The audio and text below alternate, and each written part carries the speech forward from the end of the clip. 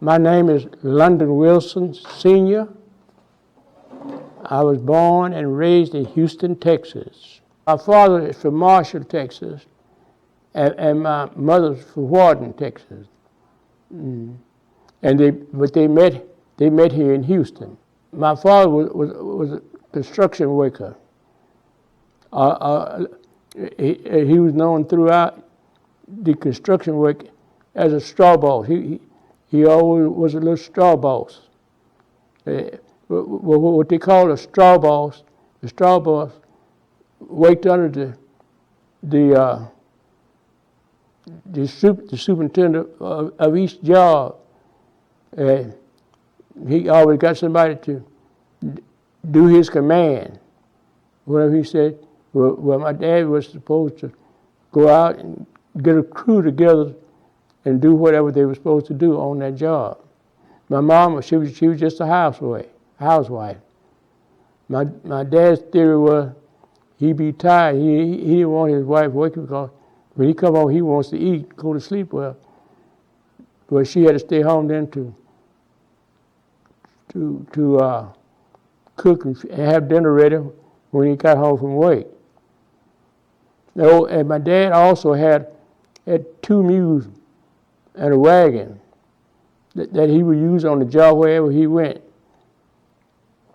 The mules would pull the wagon and haul different things for the job wherever he worked. They paid him a little extra because he had mules and wagons, and being a little straw boss. I graduated from Bruce School in 5th Ward, but after my parents separated in 1939, I had gone to Wheatley. I left Wheatley in the when I finished the 8th grade, and I started Booker T. Washington in the 9th grade. Growing up here in Houston in 1st Ward, during my time, it was integrated then. We had whites here and there throughout 1st Ward.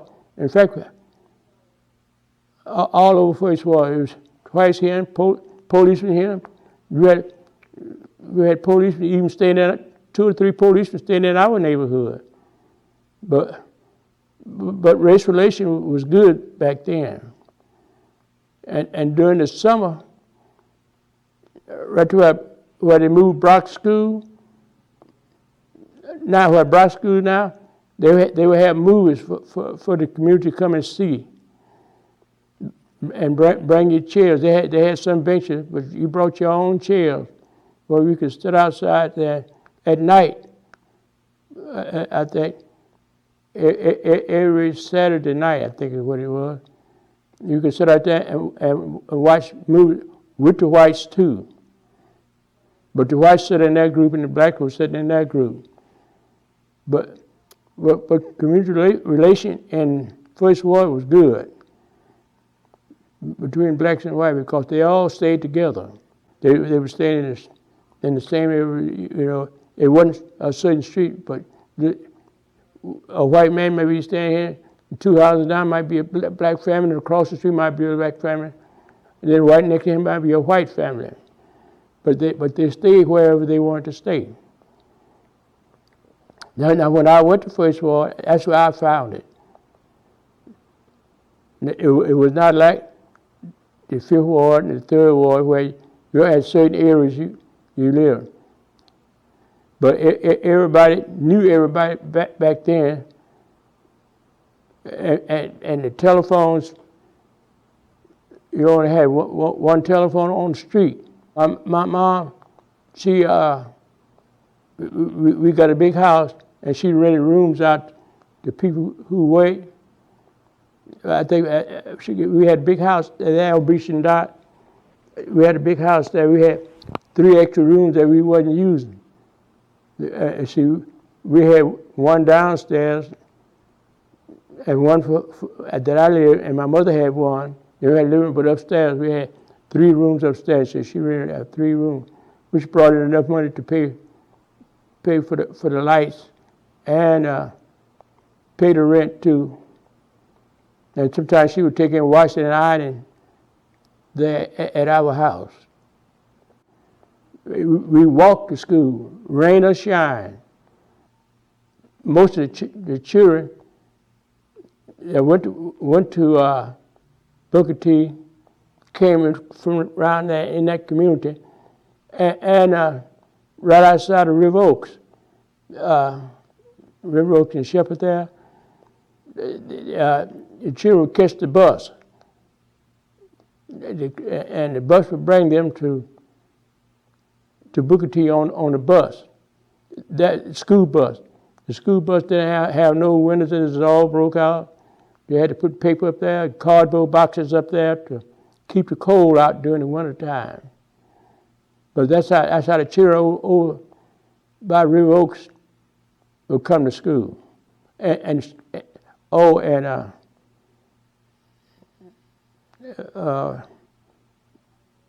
these little communities around here, outside, they would bring them in wore out buses. But we were First War was too close to Booker T, so they didn't provide buses for us to come to school. We had to walk. It wasn't no point going to catch a bus because first of all, you didn't have the money to pay the bus fare. But by the time you walk from Beach and Dot there up to Houston Avenue, and that's where the bus stop was, you could be at school, and it would take us a good 45 minutes to an hour to walk from there to Booker T. Reverend Erasmus, I went to school with his father and uncles. That was a big family, and they were, and he had one uncle that we were real close. And when we graduated, they called me one morning to tell me that this uncle got burned up in the office. But anyway, someone had robbed the cab stand, because they had a taxi office, taxi stand, I should say, and somebody robbed it and hit him on the head and set the place afire. Oh, that really shook me up. After I graduated in 1942, I went to Bishop College in 1942. I went 1 year and a half. I was inducted into the United States Army in 1944, and I went overseas in 1944. I took my basic training in Missouri, the Ozarks as they call it, but I didn't have but 6 weeks of training. A basic training. Most of them require twice that amount. But they sent me off to school at Fort Belvoir, Virginia. That's where I went to Fort Belvoir to take up water works. And that's where I learned how to treat water. And from Fort Belvoir, they sent us over to Indian Top Gap, Pennsylvania, to go overseas. And we went overseas on the Queen Mary. Queen Mary was a beautiful ship. And we did not have an escort for our ship. The war was really raging then. But we didn't have any escorts, because they said the ships during that time were slow, but the Queen Mary was the fastest thing out there. So if they was to attack us, we could run off and leave them. That's how fast the Queen Mary was. And after we got to Le Havre, France, we left Le Havre, France, went on up through France and through all the other little countries there into Germany. And that's where I ran into my company, 1510 Engineer Water Supply Company, which was the same address of my home. My home address on Beach was 1510, and it's just ironic that my company was 1510 Engineer Water Supply Company. And I stayed there till June of '46, purifying water for the soldiers. Our water company was only just a few miles behind the front line because we had to purify water for the soldiers to drink and for the field hospital. The field hospital was not too far from them. We had to have water close to them for them to do their surgery and whatever else they was going to need water for.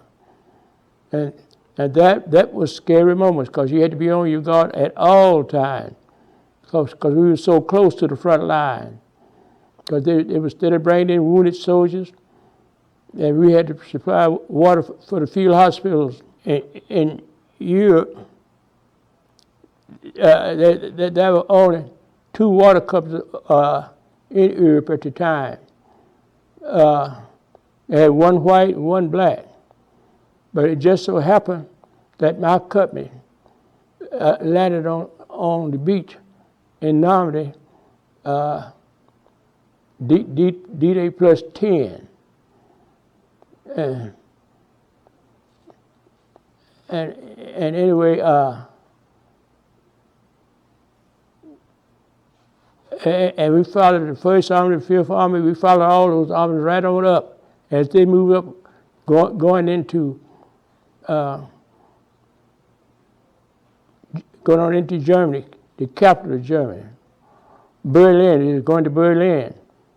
And we were at Erfurt, and we were supposed to be going into Berlin, but we had packed up and was getting ready to go, and they told us not to go because they was going to let the Russians go into Berlin.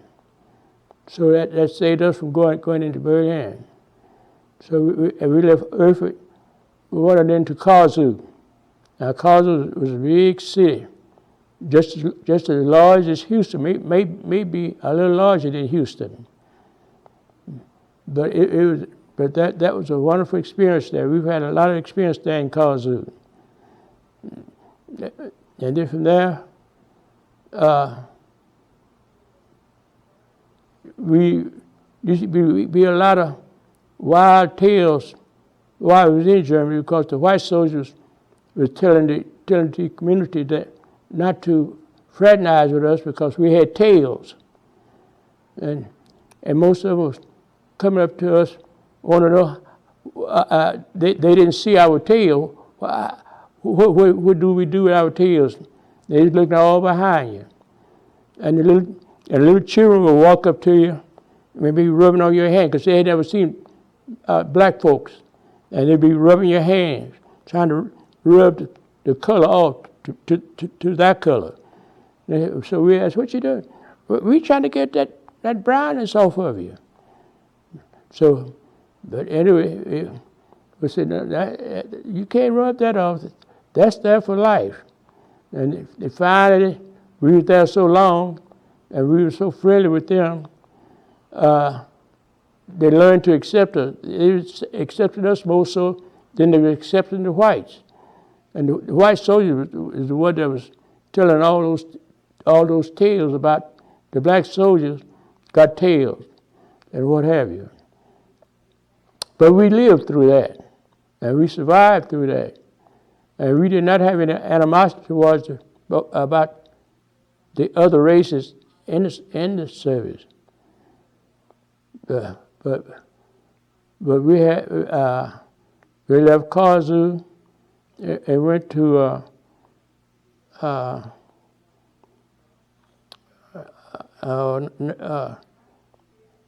Dortmund there in Germany. And there they had an art house there where they would have plays and what have you. But we stayed right across the street from that in one of their apartments. Their apartment was real nice. Yeah. And they had to leave. All thing they could take was their clothes when we marched into their apartments. They didn't like it, but it was forced on them to desert their apartment, to let us come in. But that was for all soldiers. All soldiers had good apartments in Germany, not when they were on the field. But we would sit up right there at the museum, and that's where they would come to get their water for their company to cook and eat with, and also for the field hospital. Although we did have some tankers, 500-gallon tankers or 1,000-gallon tank to carry water into them. But anyway, we never did have any, I'd say, skirmish with the white soldiers, and there were different companies everywhere, but my company was small. But other companies, the field artillery companies, they were large, and they was always having battles with the white soldiers. But we survived. My company was blessed. No, the white soldiers, they were coming to us for water. At that time, we were black soldiers were on the battlefield. But like I said, since they were coming to us for water, whatever, which was very necessary, the white soldiers accepted us with open arms. You see, and it wasn't that many of us there. I think and we would go to different water. We had water points throughout Germany. I think we had 4 units all throughout Germany, in Frankfurt, Mannheim, Gießen, and there are also other places where the community would come and get water from us. But they didn't want us using their water, because they said they could put something in the water to harm us. So all the soldiers had to use the water that we purified for them. So they learned to accept us. And like I said, my company had good relationship with the white soldiers and with the community. Was discharged in 1946. From 1946, then I went to WWII College. I would have gone back to Bishop, but Bishop was crowded with veterans. And when I got there, it wasn't in the room, so I transferred from Bishop to WWII College. While I was at WWII, I had a chance to join the Omega Psi Phi fraternity. And we used to go out there and serenade. After each meeting, we'd go out there and serenade the girls in the dorm. And we had a beautiful song, I thought, and they thought too, because when we was come out and sing our song, Omega Sweetheart, Omega Dear, everybody would come to the windows. But at that time, Omega was the growing fraternity. And I finished WWII College in 1949. And then I was saying that if I could just get a job making $2,400 a year, I'd be a happy man. But believe it or not, $2,400 now won't pay my taxes. So that was ironic. Oh, I forgot to mention that my mother was a single parent. From when I was 14 years old. She became a single parent. But going back to graduated from WWII College in 1949. Then I came to Houston, Texas, came back home to 1510 Dot Street, which is not too far from here. Dot Street is right behind Jeff Davis Hospital. In fact, it runs into Jeff Davis Hospital, to the nurse's home. That's in First Ward, which is northwest from here. And then in I did substitute teaching. Then until 1950, when they built the veterans' homes, I wanted to buy a veterans' home out there on Scott and Yellowstone, and they told me they didn't sell veteran homes to blacks. So I still had to stay over there in First Ward, which First Ward there was becoming to be a high rent district. But anyway, from there,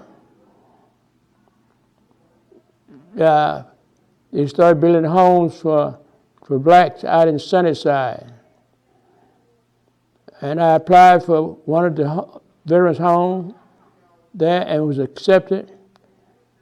Also, I asked them, since you started up, I have a degree, a certificate from the United States Army in public works. So I asked them, could I take over that public works for them, which was water and sewage. They said, do you have your certificate? I said, yes. I showed them my certificate, and they hired me up right on the spot. And I was taking care of the waterworks out there. That was in 1950 and 51. I was still working there, but everything was going along smoothly. But I got married in 1952, and then I needed more money. So that's when the United States Post Office was beginning to hire blacks as clerks. And so I applied for that, and I was working 2 jobs. Still working there over Harris County District number 26, which was our number for the addition there. So after that, I worked there. I worked 2 jobs, and I retired. Oh, and the city annexed us. Then I was working for the city and for the United States Post Office. I was working there during the day and working at the post office at night. And I would get up just in time to go home and get a good nap, get up and go to work the next morning. So everything was going along fine. Then my first child was born at the end of 1952. Then I had another child born, and one more. We have 3 children. And they all got their college degree. Oh, in the 1960s, well, I had gotten that job purifying as the superintendent of waterworks for Harris County District number 26. I had gotten that job then, and that thing was beginning to move up because my monthly note for a house was much cheaper than it was when it was cheaper than what I was paying for rent in First Ward. And that was a big help. But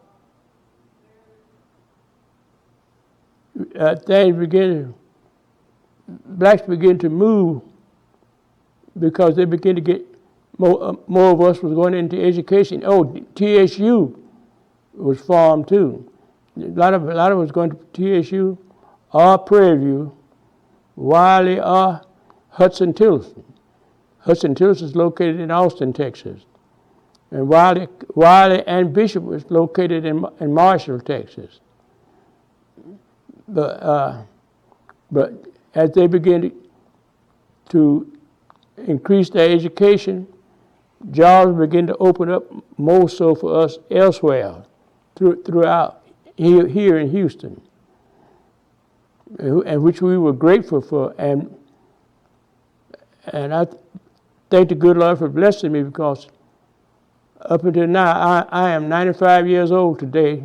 Not today, but I'm 95 years old now. And I have been blessed throughout my life. I haven't had the hardship that most people have, but that because by me having two jobs, I had to do more work than go to the clubs and what have you, and that was a blessing too. So, but during that time, we could go to theaters, but we had to go upstairs. And the Lincoln Theater was one of the theaters which was down on the edge of downtown. Well, that was a black theater, but we could go there and sit anywhere we wanted to. But the things that they were having in Alabama and Georgia, well, the black folks here didn't have that stage in their life. It was, should I say, we had, there's a lot of things here we couldn't do, but we didn't suffer like they did in Alabama and Georgia and all those places. And we are blessed. And I thank the good Lord for blessing us too, because I just can't imagine how they felt when the law who's supposed to protect you would come up to you and hit you across the head with a billy club, even if you were a veteran. They didn't care if you were a veteran. They had certain laws they wanted you to obey, and if you didn't obey them, they would go across your head or either kill you, one of the two. And they did kill many black, and still is, but not as many as they did back then. So we are blessed so far here in Houston. My experience being a black man in America, it depends on you. Wherever you go, you're going to run into some discards. But if you just keep your head in front of you and try to keep your temper down, you can go anywhere you want to go. I'm talking about education-wise now. If you just put your heart to do it. But if you don't have any education, it's hard for you.